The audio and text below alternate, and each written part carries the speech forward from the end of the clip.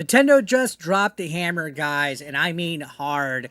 A U.S. court has handed down a $2 million judgment against one of the biggest Switch modders in American history. His entire business has been completely wiped off the map, and what's even crazier is that this ruling doesn't just punish him, it sets a precedent that could change the future of modding, homebrew, and even how you play your own games. So let's break this down. Let's talk about what actually happened here, why Nintendo went nuclear, and what this means for you as a Switch gamer. So here's the main story, guys. Nintendo of America just secured one of their most decisive legal victories yet in their war against console modification and piracy, which we know they're very protective of their IPs. If you even draw a picture of them and put it on the nursery room of a preschool, they're going to be handing you a cease and desist letter. People F around and find out constantly when it comes to Nintendo. While this case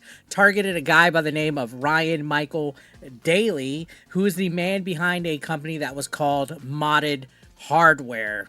I mean, it's pretty self-explanatory, but he just wasn't tinkering with consoles for fun. No, sir. He was running a full-on business that was selling tools and services that were designed to crack the Switch wide open. And for Nintendo, that's a complete no-no. That's not anything that they want, to the point where they've cracked down with the Switch 2 device, where if they detect that even pre-owned games have been dumped with a MIG switch, that more than likely they have the right to brick your console.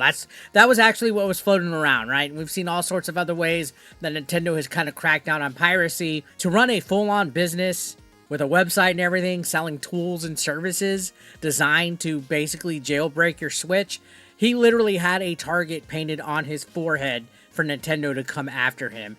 And speaking of the MIG switch, that was one of his offerings. Among all of his offerings were the MIG switch, which again, it's a device that lets you run pirated games. There's also the MIG dumper, which copied physical copies, right? Physical cartridges straight onto a computer. So you could literally dump the ROM. You added mod chips into that equation. You have hacked consoles, installation services, and even pirated games sold directly from his business, and it's easy to see why Nintendo locked on to him like a heat-seeking missile. He pretty much was asking for it. At that point, don't even be surprised if Nintendo comes after you legally, because again, you hear about Nintendo and their judges and everything that they've done in the past, whether it's Universal, Galoob, you name it. They take all of their legalities and all of their IP absolutely serious. So if you're running a modded hardware company, you're just asking for it. Now, the court,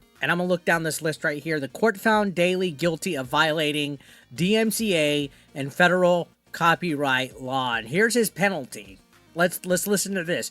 $2 million in damages, guys. Yes, $2 million in damages. That's a lot of damages for a company like Nintendo to get $2 million off of somebody. On top of that, he has a permanent injunction that bans him from ever touching the scene again. Yep, he can't have chips, no flashcards, no hacked consoles, not even investing in businesses that might actually deal in modding. He has to be out of that industry completely to a T. His website is officially handed over to Nintendo, so they have control of all of his property, all of his website, all of his business, and all of his modding gear has been seized. It's seized and destroyed. So everything's gone. This literally was not just a slap on the wrist, guys. This is a total wipeout. This guy got his lunch money and swirlied in the toilet, old school 80s, 90s style by Nintendo. $2 million in damages. That is rough there, guys. So let's talk about why you should care. This is where this story goes beyond just one guy getting taken down, right? Nintendo isn't just protecting their games, they're making an example. A big example. They've argued that these devices like the MIG switch and all that cause significant and irreparable harm because they fuel mass piracy, which is literally like their war on drugs. Like, you know, remember Reagan with the war on drugs? Well, they have a war on piracy, and they believe that it also damages the trust that people have in the Switch ecosystem, and that it essentially undercuts the value of the platform. Again, They're very protective of their IP, whether it's a game console or a patent or even a character. If you touch anything Nintendo, you're asking for it. Here's also the flip side of the equation. We're going to play devil's avocado here for a minute. This kind of ruling also blurs the fine line. There's a fine line between piracy and game preservation. And in this digital age, game preservation is a huge point of contention for a lot of collectors, a lot of gamers. If you own your games, should you be able to dump and back them up on a server or some kind of storage?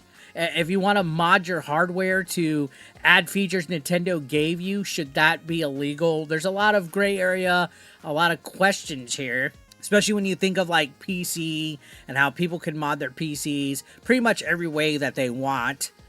Is it illegal? Should it be illegal? Again, there's a fine line here. If I own this copy of Mario 3, shouldn't I be able to back it up and save it as long as I own it legally? That's always been a question here, and a lot of times you hear people want to give their takes on emulation. I get asked all the time, what are my takes on emulation and stuff? I don't know, guys. It's definitely a gray area, because you got all these like legal loopholes and terms of service and end user license agreements and stuff that Nintendo makes you go through, as well as Xbox and PlayStation. But Nintendo's legal sledgehammer doesn't just stop pirates, right?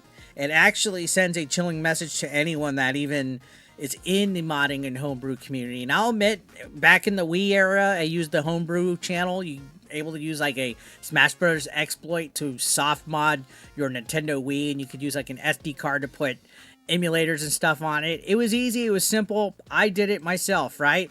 So, I don't know, man. At the end of the day, this $2 million case is not just about Ryan Daly, all right? It's about what Nintendo wants the future of gaming to look like, one where they have total control no matter what. And I guess as far as the law goes, it's their right at this moment.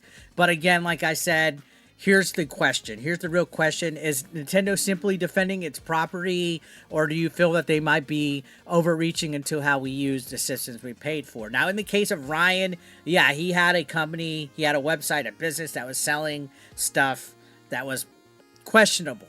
But like if you, again, like I said, you wanted to dump ROMs of games that you actually own, is that a crime? Is that overreaching if Nintendo steps in legally?